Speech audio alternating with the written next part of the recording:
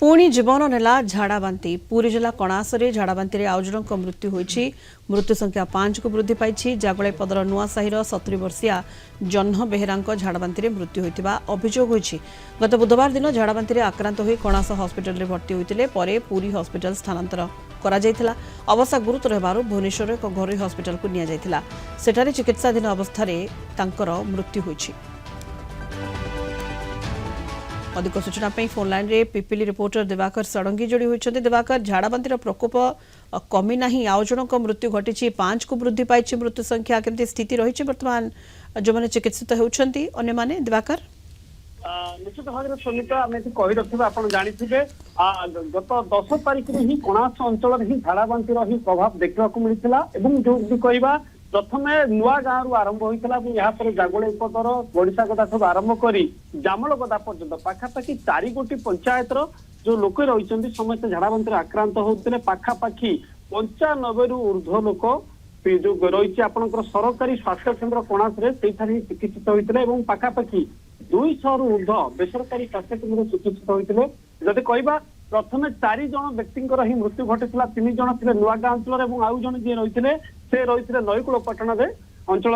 आज जहाँ चित्र आसी अभियोग आसी जो जागुले पद रही जो अनेक अधिकांश झाड़ाबांति आक्रांत होती आज जनकर मृत्यु होता अभियोग आना था जह्न बेहेरा पाखापाखि बयस 60 हेब पूर्व से झाड़ाबांति आक्रांत हो चिकित्सित होते गतकाली जिते झाड़ाबांति होता से प्रथमे कणास गोष्ठी स्वास्थ्य केन्द्र पुरी और भुवनेश्वर एक घरोई स्वास्थ्य केन्द्र भर्ती होते जहाँ सूचना आसीला जहाँ डाक्टर सूचना रही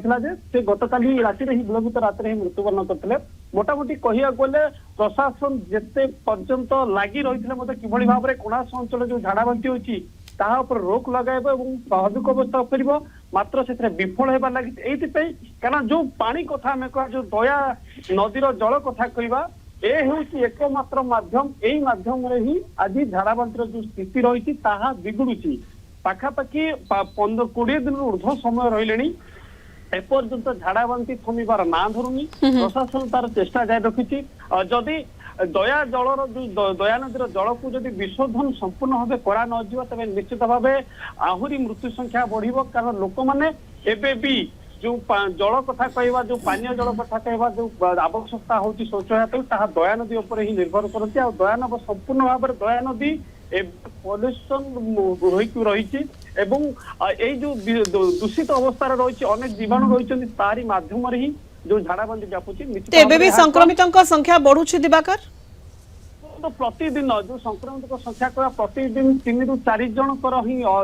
चिकित्सित होती अनेक चिकित्सित होती मात्र से गाँव जो कैंप रही मेडिसिन नौकरी जो मानकर जो अवस्था रही गुरुतर होती कणास गोष्ठी स्वास्थ्य केन्द्र चिकित्सा केन्द्र ही नाम को पंजीकरण करा आम कहवा चिकित्सा क्षेत्र में जो मान झाड़ाबांति होती गाँव में जो मेडिकल टीम जो कैंप कर तथ्य सेठू आने निश्चित भाव में 300 ऊर्ध्व व्यक्ति वर्तमान सुधा आक्रांत अच्छा अनेक निजर जो बंधु बांधव अच्छी बंधु परिजन पाखक भुवनेश्वर कथा कहूँ कटक कथा कहूँ सेठार चिकित्सित हो रोचे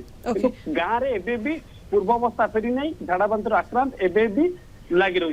बहुत बहुत धन्यवाद दिवाकर समस्त सूचना Diwakar Sadangi Pipili reporter phone line में अधिक सूचना देते।